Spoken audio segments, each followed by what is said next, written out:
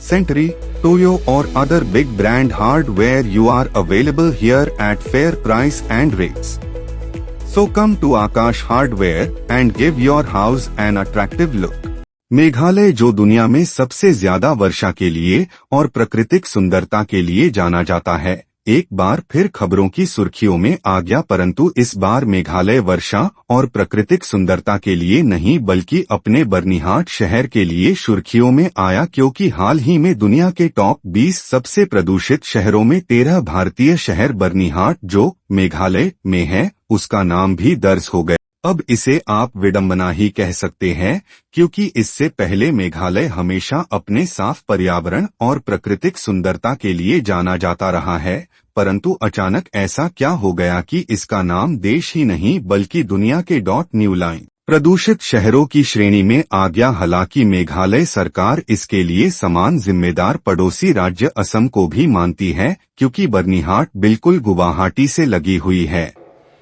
Sir, I had mentioned in my reply that all the records that have been shown in different newspaper clippings were records that were taken by the Assam monitoring station, which came out with the numbers and showed very poor AQI. Whereas the Meghalaya, when we looked at our stations and our equipments that we placed, in the month of January, the same period, 2025 January, our readings have shown that the areas, 3 locations in those areas where we have stations, showed satisfactory and moderate in the EPIP section. So I want to clarify this also, that yes, we obviously would want to make sure that the air quality is the best possible for our citizens. But all I'm trying to clarify right now, sir, is that the very poor index that we keep referring to is from the Assam station. और असम के औद्योगिकरण के कारण बर्निहाट की प्रदूषण में बढ़ोतरी को मेघालय सरकार असम को भी जिम्मेदार मानती है। ये तो हुई बर्निहाट की बात, लेकिन अगर दूसरी तरफ से देखें तो मेघालय की राजधानी शिलांग का हराभरा इलाका तेजी से हो रहे शहरीकरण की वजह से काफी हद तक प्रभावित हो रहा है। तेजी से पेड़ काटे जा रहे हैं, पहाड़ियां काटी जा रही हैं, जिसकी वजह से शिलांग की ग्रीन सिटी की पहचान को नुकसान पहुंच रहा है, क्योंकि जिस गति से पेड़ काटे जा रहे हैं उसी गति से नए पेड़ नहीं लगाए जा रहे हैं। अभी कुछ दिन पहले ही मेघालय हाई कोर्ट को एक जनहित याचिका पर सुनवाई करते हुए ये आदेश पारित करना पड़ा और पेड़ों की कटाई पर रोक लगानी पड़ी, क्योंकि जिस गति से बिल्डिंग या दूसरे निर्माणों के लिए पेड़ काटे जा रहे हैं उस अनुपात में पेड़ नहीं लगाए जा रहे हैं, जो चिंता का विषय है। हमने मेघालय की स्वास्थ्य मंत्री और कृषि मंत्री अम्पारिन लिंडोह से इस मुद्दे पर उनकी राय जाननी चाहिए, तो उन्होंने इस बात से साफ इनकार किया कि शहर में पेड़ों की कटाई तेजी से हो रही है, लेकिन कहा कि पेड़ों की कटाई नहीं हो रही बल्कि पेड़ों की उन शाखाओं की कटाई हो रही है जो सड़कों के किनारे लटक रही हैं और तेज हवाओं या तूफान के कारण गिर सकती हैं और सड़क पर चल रहे लोगों के लिए खतरनाक हो सकती हैं। That need to be acquired and put in order for cutting of any tree is very stringent. Very stringent. Whether you're in urban areas or whether you're in the rural areas. It is incorrect to infer that lot of tree cutting is going on. It is not true. However, in certain situations, the branch of a tree may suddenly fall and pose as a threat to the public. Now, should we go through the procedures of seeking and acquiring permission in the interest of safety for the people, or should the district administration act urgently and cut the bark of a tree that is placing public in danger? And this is the season of the winds.